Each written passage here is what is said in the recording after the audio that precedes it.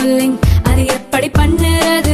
காலையில் எழுந்ததும் எதுவும் சாப்பிடாமல் இதயம் வளத்தை வாயில ஊத்தி நல்லா கொப்பளிக்கணும், அப்புறம் அதை துப்பிடணும். இதுதான் ஆயில் புல்லிங்.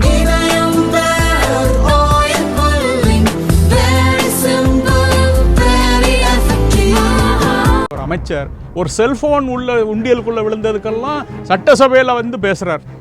இப்போ இவ்வளோ பெரிய மக்களுடைய உணர்வுகளை பாதிக்கக்கூடிய விஷயம், இது ஒரு கொதிநிலையில் இருக்கக்கூடிய விஷயம். அதை பற்றி முதல்ல பேச வேண்டியது அமைச்சர் இல்லையா? இது வரைக்கும் ஏன் வாய் திறக்கலை? வள்ளலாருக்கு விபூதி எடுத்தாங்க, அன்னைக்கெல்லாம் வள வளன்னு பேசினாரு. முருகனுக்கு வக்காலத்து வாங்கி பேசினாரு. இந்த முருகன் மட்டும் அப்ப வேற முருகனா? ஏன் பேச முடியல அவங்க? அப்ப திமுக ஒரு கட்சியாக இந்த சிக்கந்தர் மலை விவகாரத்தில் இஸ்லாமியர்களை ஊக்குவிக்கிறது. நவாஸ் கனியை பார்த்து நான் ஒரு கேள்வி கேட்குறேன் சார். அவர் ஒரு உண்மையான முஸ்லீமா இருந்ததுன்னா, மார்க்கத்தை ஓரளவுக்காவது படிச்சிருந்தாருன்னா நான் கேட்குற கேள்விக்கு பதில், அவர் மட்டும் இல்லை, எந்த மார்க்க அறிஞர்கள் சொல்றாங்க மசூதிக்குள்ள பலியிடலாம் அப்படின்னு குரான்லயோ ஹதீஸ்லயோ எங்கேயாவது ஒரு இடத்துல சொல்லியிருக்கா? தினமலை நேயர்களுக்கு அன்பான வணக்கங்கள். நம்முடைய எழுத்தாளர் திரு பிரபாகரன் இணைந்திருக்கிறாங்க. சார் வணக்கம். வணக்கம். திருப்பரங்குன்றம் சிக்கந்தர் மலை, இந்த பிரச்சனை தொடர்ந்து கொஞ்ச நாட்களாகவே போயிட்டுருக்கு. அது காவல் நிலையம் வரைக்கும் புகாராக போச்சுது, போராட்டங்கள் நடந்துட்டுருக்கு. உங்களுடைய கருத்து என்ன இதில்? அதாவது இதில் ரெண்டு தரப்பு. இஸ்லாமியர் தரப்புக்காக அவங்க வக்ஃப் போர்டு சேர்மன் நவாஸ் கனி வந்து ஆதரவாக பேசிட்டு போயிருக்கார். திருப்பரங்குன்றம் முருகன் இந்து தரப்புக்காக யார் பேசணும்? பேச வேண்டிய பொறுப்பில் இருக்கிறவர் யார்? நம்ம அறநிலையத்துறை அமைச்சர். ஆமாம், இங்கே வக்ஃப் போர்டுனா இங்கே அறநிலையத்துறை அமைச்சர். இது வரைக்கும் அவர் ஏதாவது இந்த பிரச்சனை தாவா பற்றி ஏதாவது வாய் திறந்திருக்காரா? அவர் வந்து ரொம்ப பவர்ஃபுல் அமைச்சர், நல்ல நிர்வாக திறமை உடையவர். அவருக்கு நமக்கு கருத்து வேறுபாடுங்களை விட்டுருவோம். அவருக்கு இந்து மதம்னா பிடிக்காது, ஆனால் நிர்வாகத்தில் அவரை குறையே சொல்ல முடியாது. அப்படி இருக்கிறவர் ஏன் இது வரைக்கும் வாய் திறக்கலை? திருச்செந்தூர்ல எல்லாம் ஒரு விழா வரும்பொழுது 5 ரூபா டிக்கெட்டை 2000 ரூபாய்க்கு நீங்கள் போட்டு வாங்க தெரியுது இல்லையா? திருப்பரங்குன்றத்தில் இப்போ தைப்பூசம் வரப்போகுது, 5 லட்சம் பேர் கூட போகிறாங்க. அப்போல்லாம் வசூல் வேண்டான்னு சொல்லிடுவார? அப்போ அப்பேற்பட்ட பொறுப்பில் இருக்கக்கூடிய ஒரு அமைச்சர் ஒரு செல்ஃபோன் உள்ள உண்டியலுக்குள்ளே விழுந்ததுக்கெல்லாம் சட்டசபையில் வந்து பேசுகிறார். இப்போ இவ்வளோ பெரிய மக்களுடைய உணர்வுகளை பாதிக்கக்கூடிய விஷயம், இது ஒரு கொதிநிலையில் இருக்கக்கூடிய விஷயம். அதை பற்றி முதல்ல பேச வேண்டியது அமைச்சர் இல்லையா? இது வரைக்கும் ஏன் வாய் திறக்கலை? அப்போ மௌனம் சம்மதம்னு அவர் நமக்கு அறிவுறுத்தி காட்டுறாரா? இஸ்லாமியர்களுக்கு தான் இந்த மலை சொந்தம்ங்கிறது அவர் ஒத்துக்கிறாரா? அப்படின்னா நான் பயப்படுறதில், நான் அச்சம் கொள்றதில் அர்த்தம் இருக்கா இல்லையா? இந்த மலையே இஸ்லாமியர்கள் கைவசம் போய்விடுமோ, மந்திரியே அமைதி காக்கிறார் அப்படின்னு இந்துக்களுக்கு ஒரு அச்சம் வருமா வராதா? இந்த அச்சத்தை போக்குவதற்கு அமைச்சர் இது வரைக்கும் என்ன செஞ்சிருக்கிறார்? HRNC மூலம் கொடுத்த பதில்கள், அமைச்சர் என்னமா சொல்லியிருக்காரு? அதிகாரிகள் 1000 சொல்கிறாங்க. அதிகாரிகள் புல் ஸ்டாஃபை தலைகீழ போட்டது கூட தான் ஒரு குற்றமாக சொல்லுவாங்க. அதெல்லாம் நமக்கு ஒரு கணக்கா? ஏன் அப்போ அமைதியாக இருக்காருன்னு நினைக்கிறீங்க? அதை தான் நான் கேட்குறேன். ஒருவேளை அது சம்மதம்னு சொல்கிறாரா? மௌனம் சம்மதம்னு சொல்கிறோமே, அது மாதிரி இவர் சம்மதம்னு சொல்கிறாராங்கிற ஒரு எங்களுக்கு ஒரு சந்தேகம் வரதானே செய்யுது. இல்லை, ஒருவேளை அரசியலை புகுத்தாதீர்கள் அப்படின்னா பேசியும் அரசியலை புகுத்தலாம், பேசாமலும் இவர் புகுத்துறாரா இல்லையா? இப்போ நவாஸ் கனி வந்து அவருடைய பேச்சினாலையும் நடவடிக்கையினாலையும் ஒரு சாதாரண ஒரு சட்டம் ஒழுங்கு பிரச்சனையாக போயிருக்க வேண்டியதை ஒரு மத பிரச்சனையாக்கி அதில் அரசியலை கலக்கிறார். அப்போ இவர் அதுக்கு எதிர்வினை ஆற்ற வேண்டிய பொறுப்பில் இருக்கிறவர் யார்? நம்ம அமைச்சர். இவர் பிரச்சனையை, நம்ம பிரச்சனையை வளர்க்க வேண்டாம் அப்படின்னு நினைக்கலாம்ல அமைச்சர்? வளர்க்க வேண்டாம்னு நினைச்சா என்ன செய்யணும்? ஏதாவது நடவடிக்கை எடுத்திருக்காரா? அறநிலையத்துறையிலிருந்து என்ன நடவடிக்கை எடுத்திருக்கிறாங்க? போலீஸ் துறை எடுத்திருக்குது. அறநிலைத்துறையிலிருந்து என்ன நடவடிக்கை எடுத்திருக்கு? சரி, அவர் அமைதி காக்கிறதுக்கு பின்னாடி அப்போ என்னவா இருக்க முடியும்? அது எனக்கு தெரிஞ்சு அவர் வந்து இது மௌனம் சம்மதம்னு சொல்ற மாதிரி தான் எனக்கு படுது. அதாவது அது மட்டும் இல்ல, அவர் மட்டும் அமைதி காத்தா நான் சம்மதம்னா சிக்கந்தர் மலையில அவங்க சொல்ற மாதிரி தர்காவில் மாமிசம் பலியிடுறதை அவர் ஏற்றுக்கொள்றாரு அப்படின்னு நீங்க சொல்றீங்க? சந்தேகம் இருக்கு நமக்கு. அவர் இப்போ நான் வந்து நேரடியாக அவரை குற்றம் சாட்டல, அவர் மௌனம் காக்குறதுனால எனக்கு சந்தேகம் வருது. அது மட்டும் இல்லை, அவர் கூட எப்பயுமே ஒரு ட்ராமா கோஷ்டி மாதிரி ஒரு 5-6 பேர் இருப்பாங்க பாருங்கள். இந்த பழனியிலெல்லாம் தமிழ் கடவுள் முருகன் அப்படின்னு போனாங்களே, சுகி சிவம், அந்த கலையரசி நடராஜன், தேசமங்கை மங்கையர்க்கரசி, இவங்களும் சேர்ந்து வாய் திறக்காமல் இருக்காங்களே. எதுக்கு எடுத்தாலும் எல்லாம் தெரிஞ்ச மாதிரி பேசக்கூடிய சுகி சிவம் இதுக்கு ஏன் வாய் திறக்கலை? நம்ம பழனிமலை விஷயத்தில் அருணகிரிநாதர் விட தான் பெரிய ஆளுன்னு பேசினார். எப்படி பழனி மேலே இருக்கிறது முருகனே இல்லை, போகர் அப்படின்னார் இவர். ஆனால் அருணகிரிநாதர் என்ன சொல்கிறாரு? பரமபதமாய செந்தில் முருகனவே உகந்து பழனி மேல் அமைந்த பெருமாளே அப்படிங்கிறாரு. திருச்செந்தூரில் முருகன்ற பேரில் இருக்கிற அதே கடவுள் தான் பழனி மேலேன்னு உட்கார்ந்துருக்கிறான்னு அருணகிரிநாதர் சொல்கிறார். ஆனால் இவர் ஆராய்ச்சி பண்ணி சொல்கிறார் அது முருகன் இல்லை, போகர் அப்படின்னு. பேர்பட்ட மேதாவிக்கு இது தெரியாதா? திருப்பரங்குன்றம் பற்றி தெரியாதா? இல்லை திருப்பரங்குன்றம் வந்து அங்கே இருக்கிற முருகன் தமிழ் கடவுள்னா இங்கே இருக்கிற முருகன் யார்? திருப்பரங்குன்றம் தெலுங்கு கடவுள் ஆயிட்டாரா? ஏன் வாய் திறக்க மாட்டேங்கிறாங்க? அப்போ எல்லாருமா சேர்ந்து இதுக்கு வாய் திறக்கலைன்னா மௌனம் சம்மதம்னு எல்லாத்துக்கும் சேர்ந்து சொல்கிற மாதிரி தான் இருக்குது. இல்லைன்னா அவங்க கட்சிக்காரங்களா? முதல்ல அதை சொல்லுங்கள். கட்சிக்கு நான் அப்பாற்பட்டவன்னா உன்னுடைய நிலைப்பாடு என்னன்னு சொல்லியிருக்கணும். ஆன்மீகத்தை வச்சு தானே நீ இன்றைக்கி இத்தனை வருஷமாக பழச்சிக்கிட்டு இருக்கிற. அதுலேயும் முருகன் தானே சொல்ல, மற்றதெல்லாம் ஆரிய கடவுள்லாம் நீங்கள் ஏமாத்துனீங்க. இன்றைக்கி நேரடியான தமிழ் கடவுள். இந்த தமிழ் கடவுளுக்கு உங்கள் நாக்கு பேச மாட்டீங்கன்னா இந்த நாக்கு இருந்து என்ன புண்ணியம்? சந்தேகம் வர்றது, கோவப்படுறது இயல்பு தானே சார்? இல்லை, அவர்கள் எல்லாம் இதுக்கெல்லாம் பேசணும். நீங்கள் சொன்ன மாதிரி அமைச்சர் அதுக்கு விளக்கம் கொடுக்க வேண்டியதுதான். இவங்களும் சேர்ந்து எல்லாரும் டீமா தானே வள்ளலாருக்கு விபூதி எடுத்தாங்க. அன்னைக்கெல்லாம் சிவசிவம் வளன்னு பேசினாரு. முருகனுக்கு வக்காலத்து வாங்கி பேசினாரு. இந்த முருகன் மட்டும் அப்போ வேற முருகனா? ஏன் பேச முடியல அவங்க? அப்போ திமுக ஒரு கட்சியாக இந்த சிக்கந்தர் மலை விவகாரத்தில் இஸ்லாமியர்களை ஊக்குவிக்கிறது அப்படிங்கிறதான் சந்தேகத்துக்கு. சுகிசிவம் அவர்கள் திருப்பரங்குன்றம் குறித்து பேசவில்லை அப்படிங்கிற போது அவர் மீது நம்பிக்கை இல்லை சுகிசிவத்துக்கு அப்படிங்கிற லெவலுக்கு நம்ம எப்படி பார்க்க முடியும்? எது மேல நம்பிக்கை இல்லை? தமிழ் கடவுள் மேல நம்பிக்கை இல்லையா அப்படிங்கிற லெவலுக்கு நம்ம பார்க்க முடியாது. ஏன் அப்போ பழனிக்கு பேசும்போது மட்டும் அங்கிருந்து எப்படி தமிழ் கடவுள் அதுக்கு மட்டும் வந்தாரு? பழனியில் மட்டும், மற்ற இடங்கள்ல எல்லாம் பேசும்போதெல்லாம் வாய் கிழியுதே. இதுக்கு ஏன் நாக்கு அப்படியே அசைய மாட்டேங்குதே? நாக்கு இழுத்துக்கிடுச்சா? பேசணுமா இல்லையா சார்?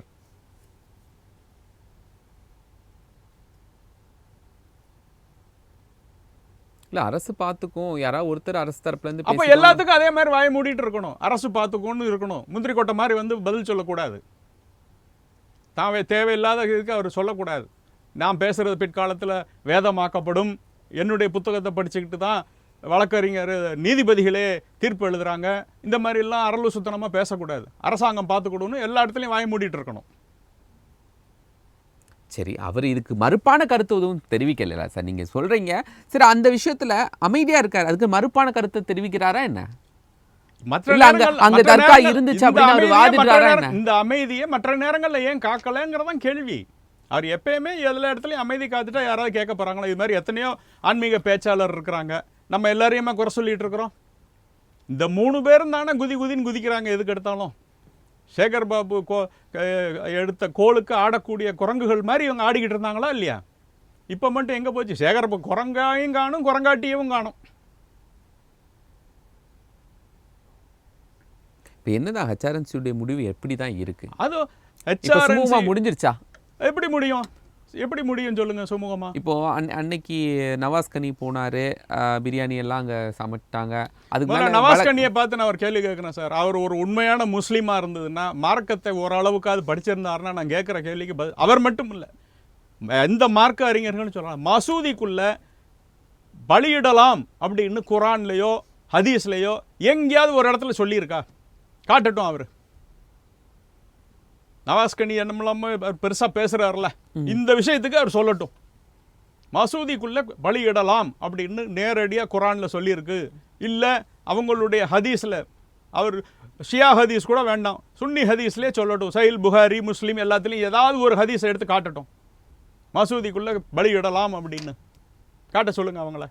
ஆனால் கந்தூரி திருவிழாக்கு நான்வெஜ்ஜை வச்சு நாங்கள் விருந்து வைக்கணும். அது அடிப்படை. எல்லாத்துக்கும் வரேன். முதல்ல நம்ம அவங்களுக்கு அடிப்படை என்ன? குரான் தானே. ஆமாம், குரானில் பலியிடுவதை பற்றி 3 இடத்துல தான் குர்பானின்ற சொற்றொடரே 3 இடத்துல தான் வருது. அதில் 2 இடத்துல ஒரு ஸ்பிரிச்சுவல் குர்பான் தியாகம் பண்ணுறதை பற்றி வருது. ஒரே ஒரு இடத்துல இந்த நிகழ்ச்சி குறிப்பிடப்படுது. எது? நம்ம இப்ராஹிம்னு அவங்க நபி சொல்கிறாங்களே, ஆப்ரஹாம்னு யூதர்கள் சொல்லக்கூடியவர் தன்னுடைய மகனான இஸ்மாயிலை பலியிடுறார் இல்லையா, அந்த நிகழ்ச்சி குறிப்பிடப்படுது. எங்கேயாச்சும் அது வந்து மசூதிக்குள்ளே நடந்ததுன்னு எங்கேயாவது இருக்கா? எங்கேயுமே கிடையாது. சொல்லப்போனால் இஸ்லாமிய மார்க்கத்தில் மசூதி வந்து ரொம்ப சுத்தமாக இருக்கணுங்கிறது பல இடங்களில் வலியுறுத்தப்படுது. அது மசூதிங்கிற நேரடியாக மசூதி பற்றி சொல்லும் பொழுதும், மற்ற இடத்துக்கு அங்கே தொழுகைக்கு போகிறவங்க எப்படி போகணுங்கிறத சொல்ல பொழுதும் சுத்தம் சுத்தம் சுத்தம்ங்கிறத உங்களுக்கு ஒரு கருத்தை சொல்கிறேன். நிறைய பேர் தெரியாத ஒரு கருத்தாக இருக்கலாம். இஸ்லாமியர்களும் யூதர்களும் மட்டும்தான் சுன்னத்து பண்ணுறாங்க, சர்க்கம்சிஷன். அவங்க ஒரு வாட்டியும் தொழுகைக்கு போகும் பொழுதும் தங்களை சுத்தம் செய்து கொள்வார்கள், அதுக்கு ஒழுகுன்னு சொல்லுவாங்க. இது என்ன காரணம்னா, அங்கே ஒரு காலத்தில் அந்த பாலைவனத்தில் அவங்க கீழே விரித்து படுத்துருந்தாங்கன்னா அங்கே வந்து இந்த விஷ ஜந்துக்கள் பூச்சி அதெல்லாம் இருக்கும்.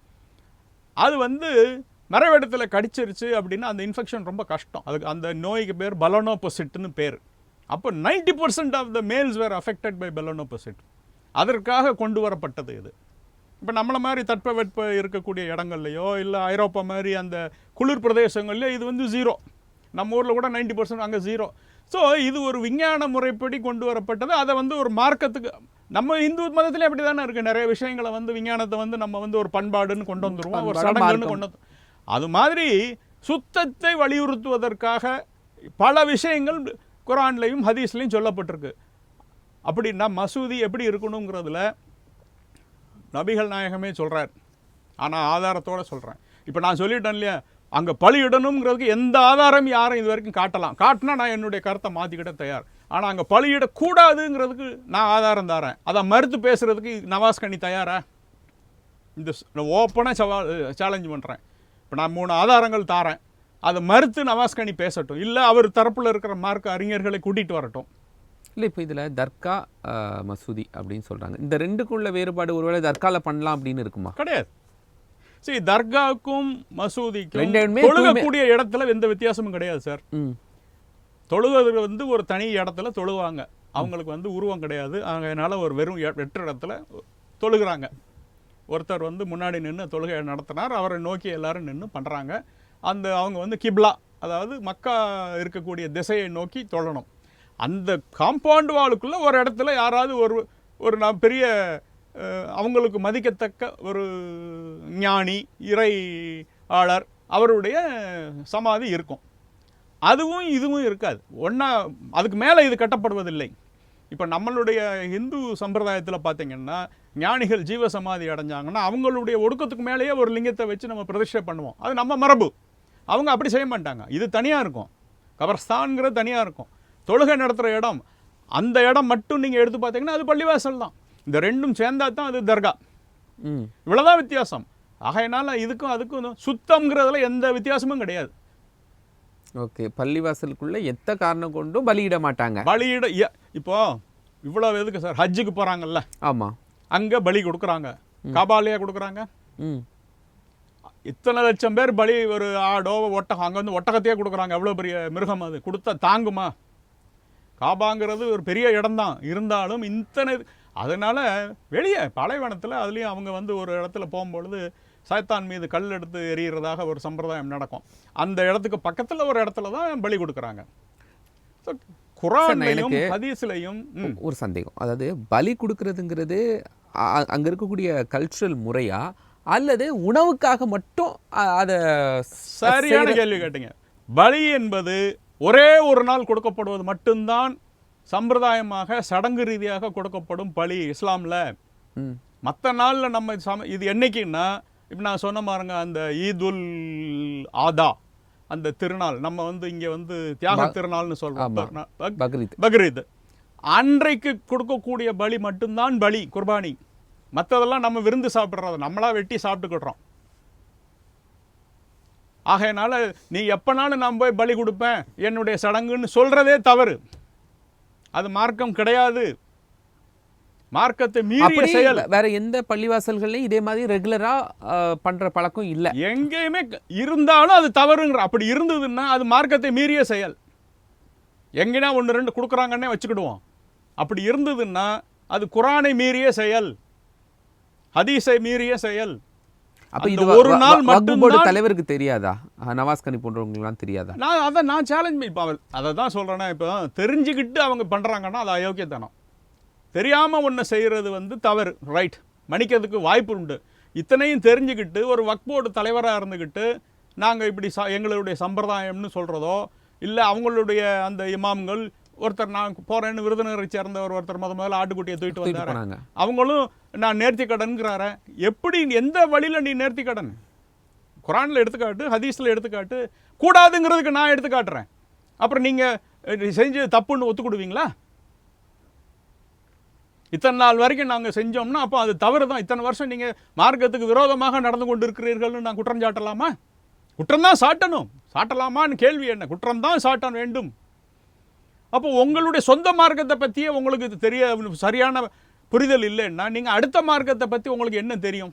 சரி, அன்னைக்கு 2வது நவாஸ் கனி போன அன்னைக்கு பலியெல்லாம் கொடுக்கல, ஆனால் வெளியிலேருந்து வாங்கி கொண்டு வச்சு உணவு இருந்துனாங்க அப்படிங்கிறது தான். ஸோ அப்போது வெளியிலேருந்து கொண்டு வந்து ஒரு தர்கால போய் உணவருந்ததும் தவறு தான். நான்வெஜ் கொண்டு போய் உணவருந்தது, நான்வெஜ் கொண்டு போய் உணவருந்த கூடாதுங்கிறதுக்கு என்னால் ஆதாரம் தர முடியும். நவாஸ் கனிட்ட அவருக்கு சாப்பிடலாங்கிறதுக்கு அவர் ஆதாரம் தரட்டும். மாமிசத்தை பள்ளிவாசலுக்குள்ளே கொண்டு போய் நம்ம ஊரில் சமைக்கப்படக்கூடிய மாமிசங்கள் மொத்தத்துக்கும் தகாது அங்கே. எப்படின்னு நான் சொல்கிறேன், இது ரொம்ப பீடிகை போட்டுக்கிட்டே போக வேண்டாம். முதல்ல ஒரு ஆதாரம் தரேன். சஹீல் புகாரியில் இந்த ஹதீத் என்பது வந்து உங்களுக்கு தெரியும், குரான் என்பது அவங்களுடைய நம்பிக்கைப்படி இறைவனுடைய நேரடி வாக்கு, நபிகள் மூலமாக அருளப்பட்டது மனிதர்களுக்கு. நபிக்கு வந்து ஜப்ரியல்ங்கிற அந்த இறை தூதர் அவர் கொடுக்குறார், மனிதர்களுக்கு நபி தான் சொல்கிறார். ஸோ இது வந்து அல்லாஹ்வுடைய வாக்கு. நபி நேரடியாக சில விஷயங்களில் சொல்கிறார் இல்லையா? நபிகள் நாயகம் அவர்கிட்ட வந்து சில சந்தேகம் கேட்குறாங்க, இந்த குரானில் எங்களுக்கு புரியலன்னு. அப்போ அவர் சில விளக்கம் சொல்கிறார். அதனுடைய தொகுப்பு தான் ஹதீஸ். இந்த ஹதீஸ் வந்து ஷியாவுக்கு தனி, அவங்க ஒரு 4-5 புக்கு வச்சுருப்பாங்க. இவங்க சொல்கிறத அவங்க ஒத்துக்கிட மாட்டாங்க, அவங்க சொல்கிறத இவங்க ஒத்துக்கிட மாட்டாங்க. இப்போ நம்ம நவாஸ் கனி போன்றவர்கள் எல்லாம் இந்த சுன்னி பிரிவை சேர்ந்தவர்கள் என்பதனால நான் சஹீல் புகாரி, இதை தான் இன்றைக்கி தமிழ்நாட்டில் பெரும்பாலானவர் அதை ஏற்றுக்கிடுறாங்க. சஹீல் புகாரி, முஸ்லீம், இந்த 2லேருந்து நான் சில ஆதாரங்கள் தரேன். சஹீல் புகாரியில் அந்த புத்தகத்துடைய அமைப்பு பார்த்திங்கன்னா ஒரு சில இடங்களில் வந்து வால்யூம், அதாவது பாகம், அத்தியாயம், வசனம் இப்படியும் இருக்கும். சில இடத்துல வசனம் 1 2 3 4ன்னு வரிசையாக இருக்கும். இப்போ நான் கொடுக்குறது வந்து அந்த பாகம், அத்தியாயம், வசனம் அந்த அமைப்பில் இருந்த ஒரு 2-3 குறிப்பை நான் கொண்டு வந்திருக்கிறேன். அதில் முதல் இது வந்து 7வது பாகம், 7வது பாகத்தில் 68வது அத்தியாயம், 453வது வசனம். இந்த ஹதீஸ் வந்து யாராவது ஒருத்தர் சொல்லுவார், நான் வந்து நபிகிட்ட இப்படி கேட்டேன், அதுக்கு இவர் பதில் சொன்னார், இல்லை நான் அங்கே நின்றுக்கிட்டு இருந்தேன், அவர் இன்னொருட்ட இன்னது சொன்னார், அதுக்கு இவர் நான் சாட்சியும்பார். ஸோ இந்த விஷயத்தை சொன்ன ஒரு பேர் வந்து அல் பராஸ். அவர் என்ன சொல்கிறாரு, இப்போ நம்ம சொன்னோம் இல்லையா, பக்ரீத், ஈகை திருநாள், இத்துல் ஆதா, அதற்கு எப்படி பலி கொடுக்கணும்னு நபி சொல்கிறாங்க. நாம் காலையிலே எழுந்தவுடன் முதலில் செய்ய வேண்டியது தொழுகை. தொழுது விட்டு பின் திரும்பி வந்து பலி கொடுக்க வேண்டும். அப்படின்னு என்ன அர்த்தம்? தொழுது விட்டு திரும்பி எங்கே வருவாங்க? மாஸ்கிலே மசூதியிலேயே கொடுக்குறதா இருந்தால் அங்கேயே தானே இருக்கணும். தொழுது விட்டு பின் திரும்பி வந்து பலி கொடுக்கணும். இதற்கு முன்னால் கொடுத்தால் அது செல்லாது அப்படிங்கிறதான் பின்னாடி வரக்கூடிய வசனங்கள். அதுக்குள்ளே நம்ம போக வேண்டாம். ஸோ இதில் ஒன்று என்ன தெளிவாக தெரியுது, தொழுகை நடத்தக்கூடிய இடத்துல பலி கொடுக்க மாட்டாங்கங்கிறது இதிலேருந்து விளங்குதா? இது நீங்கள் ஒத்துக்கூட மாட்டேன்னு சொன்னீங்கன்னா அதுக்கு நான் மறுத்து போய் இவ்வளவு சாதாரண எளிமையாக நான் சொல்லிட்டேன். இதை விட எளிமையாக சொல்ல முடியாது. சரி, இதில் வந்து நல்ல தெளிவாக சொல்கிறது. அடுத்தது 2வதாக நான் தரக்கூடிய ஆதாரம் அதே சஹீல் புகாரியில் 7வது பாகத்தில் 70வது அத்தியாயம் 80லேருந்து 81 வரைக்கும் இருக்கக்கூடிய வசனங்கள். இதை சொல்கிறவர் வந்து ஜபீர் அல் அப்துல்லா. அவர் என்ன சொல்கிறாரு, நபிகள் நாயகம் பொதுவாகவே அவங்களுக்கு வந்து மனிதர்கள் பக்கத்தில் அதாவது ஸ்ட்ராங்காக ஸ்மெல் இருக்குதுன்னு வைங்க, அது அசுத்தமாகவும் இருக்கலாம், இல்லை வாசனை திரவியங்கள் இருந்தாலும் பக்கத்தில் வரக்கூடாதுன்றாங்க. மசூதிக்குள்ளே தொழுகை நடத்தும் பொழுது இது போன்ற மனிதர்கள் வந்தால் உடனே வெளியே போகணும்னு சொல்லிடுவாங்க. 3வது, யாராவது பூண்டு அல்லது வெங்காயம் இதை சாப்பிட்டு விட்டு மசூதிக்குள்ள வரக்கூடாது, வீட்டில் இருக்கணும் அப்படின்னு நபிகள் சொல்லியிருக்கிறாங்க. அது அது என்ன சார், நீங்கள் ஒரு பெரிய விஷயத்த சொல்கிறீங்க, இப்படி சொல்லியிருக்காங்களா? நான் ஆதார நம்பரோட சொல்கிறேனே. இப்போ நான் சொல்லியிருக்காங்களான்னு இப்போ நானா சொன்னா தானே உங்களுக்கு சந்தேகம் வரணும். இது முஸ்லீம்லேயும் இருக்குது. இந்த ஹதீத்தில் அதாவது பூண்டு வெங்காயம் சாப்பிட்டுட்டு பள்ளிவாசலுக்கு செல்லக்கூடாது. பள்ளிவாசலுக்குள்ள இந்த பூண்டு வெங்காயம் மட்டும் இல்லை, அது ஏன் சொல்கிறாங்கன்னா இந்த நம்ம பட்டை சோம்பு இது மாதிரி ஸ்ட்ராங்கான வாசனைகள் இருக்குல்ல, இது இருக்கக்கூடாது. அதை சாப்பிட்டுட்டு பள்ளிவாசலுக்குள்ளே வரக்கூடாது. இப்போ நீங்கள் சொல்லுங்கள், நீ அங்கே பலி கொடுத்து பிரியாணி செய்யும் பொழுது பூண்டு வெங்காயம் பட்டை சோம்பு மசாலா இல்லாமல் நீங்கள் எப்படி பண்ண முடியும்? சில ஆச்சரியமான தகவல்கள்லாம் சொல்கிறீங்க சார். உண்மை சார், இத்தனை விஷயம் எனக்கு தெரியாதுன்னு யாராவது முஸ்லீம் இதை சொல்ல முடியுமா? அப்படி சொன்னாங்கன்னா அவங்க உண்மையிலே முஸ்லீமா நினச்சி பாருங்க. அப்போது அப்படியே இருக்கலாம். ஒரு சில மக்கள் வந்து நம்ம எல்லாத்தையும் படிச்சுக்கிட்டு இருக்க மாட்டாங்க. அவங்களையெல்லாம் இந்த தலைவர்கள் ஏமாற்றிக்கிட்டு இருக்காங்கங்கிறது அர்த்தமாகுதா இல்லையா? நான் அந்த அரசியலுக்குள்ளேயே போகலை. இப்போ நமக்கு வேண்டுவதெல்லாம் எந்த பள்ளிவாசலுக்குள்ளேயும் பூண்டு வெங்காயம் சாப்பிட்டுட்டு ஒருத்தர் போகக்கூடாதுன்னா பூண்டு வெங்காயத்தை வச்சு அங்கே உள்ள சமைக்கலாமா? அந்த பூண்டு வெங்காயத்தை சாப்பிடலாமா? பிரியாணி சாப்பிடும்போது நம்ம ஊரில் பூண்டு வெங்காயம் இல்லாமல் நீங்கள் சமைச்சிட முடியுமா? ரைத்தா முதற்கொண்டு வெங்காயத்தை தான் வச்சு சாப்பிட்றீங்க. மசாலா இல்லாமல் நீங்கள் மாம்சம் சாப்பிட முடியுமா சார்? சமைக்க முடியுமா? இவ்வளவு தெளிவாக இருக்குது. இதுவும் ஹதீஸ் தான். அவங்க ஏற்றுக்கொள்ளக்கூடிய நூல்ல இருந்து தான் நம்ம சொல்கிறோம். அப்போ இது ஏன் இது எடுத்து சொல்கிறோம்? இது எடுத்து சொல்ல வேண்டிய கடமை யாருக்கு இருக்குது? அந்த மார்க்க அறிஞர்களுக்கு தானே இருக்குது. இதே இது நம்ம தரப்புல இருந்து நம்ம வேலூர் இப்ராஹிம் பேசுகிறாரு, நம்ம சகோதரி ஃபாத்திமா அலி பேசுகிறாங்க. அவங்களையெல்லாம் நீ உடனே சங்கி, நீ குளத்தை கெடுக்க வந்த கோடரி கொம்பு இப்படியே சொன்னாங்கன்னா இந்த மக்களை யார் தான் வழிநடத்துறது? இப்போ நம்ம எல்லா முஸ்லீம்களையும் நம்ம குறை சொல்லவே இல்லை. வம்புக்குன்னு சிலர் அலைஞ்சிக்கிட்டு இருக்கிறான் பாருங்க, அவங்கள மட்டும்தான் குறை சொல்கிறோம். எத்தனையோ நல்ல நண்பர்கள் எத்தனையோ பேர் இன்றைக்கும் இருக்கிறாங்க. அவங்கள்ட்ட எல்லாம் எல்லாட்டையும் நான் இதை கருத்து கேட்டுட்டு தான் இங்கே வந்து நான் பேசுகிறேன். எனக்கு இதுக்கு உதவி செஞ்சவர்களும் முஸ்லீம் நண்பர்கள் தான். இவ்வளவு தெளிவாக இருக்கும் பொழுது அப்போ இதில் வந்து உங்களுக்கு பின்னால் இது வேணும்னு செய்கிறாங்கங்கிறது தெரியுதா? இது பிரச்சனை ஆக்கணுங்கிறதுக்காக செய்கிறாங்கங்கிறது உங்களுக்கு தெரியுதா? இவ்வளோ டீட்டெயில்ஸ் எடுத்து கொடுத்துருக்கீங்க. அப்போ இதெல்லாம் அமைச்சருக்கு தெரியும், இதெல்லாம் சொல்லலாமே. இது கேட்க வேண்டாமா? அமைச்சர் வந்து என்ன இப்போ ஒரு விஷயம் வருதுன்னா ஆளை தீர விசாரிப்பது தானே ஒரு அமைச்சருடைய கடமை. நம்ம இந்து தரப்பை விசாரிக்கிற மாதிரி முஸ்லீம் தரப்பையும் நீங்கள் விசாரிக்கலாமே. ஒன்று ஏற்கனவே பல காலமாக ஒன்று செஞ்சுக்கிட்டு இருக்கோங்கிறனால அது ரைட்டு தப்புன்னு நம்ம யாரும் சொல்ல முடியாது. அந்த மார்க்கத்தில் அவங்களுக்கு எது அத்தாரிட்டேட்டிவ், அவங்க என்ன சொல்லியிருக்காங்க? நபியை மீறின ஆள் கிடையாது சார் இஸ்லாத்தில். சொல்ல முடியுமா யாராவது? அதை எதிர்த்து நான் செய்கிறேன்னு நவாஸ்கனி தைரியம் இருந்தால் சொல்லட்டும். அங்கே சொல்லிட்டாங்க அந்த காலத்தில் எங்கள் நபி. ஆனால் இன்றைக்கி அது பொருந்தாதுன்னு அவர் சொல்லி பார்க்கட்டுமே. அதே சஹில் புகாரியில் இன்னொரு ஹதீஸு. இதை சொல்கிறவர் யாருன்னா நைஃப் அப்படிங்கிறவர். அவர் யாரை பற்றி சொல்கிறாருன்னா அவர் நபிகள் நாயகத்தையும் இன்னொரு அன்பரை பற்றியும் சொல்கிறார். அவருடைய பெயர் வந்து அப்துல் பின் ஒமர். அந்த அப்துல் பின் ஒமர் நைஃப்ட்ட சொன்னதாக நைஃப் சொல்கிறார். அந்த அப்துல் பின் ஒமர் என்ன சொல்கிறாரு? நான் வந்து ஒட்டகங்களையும் ஆடுகளையும் நான் பலியிடுவேன். எங்கே பலியிடுவேன்னா நபிகள் நாயகம் எங்கே பலியிடுறாரோ அதே இடத்துல தான் நான் பலியிடுவேன் அப்படிங்கிறாரு.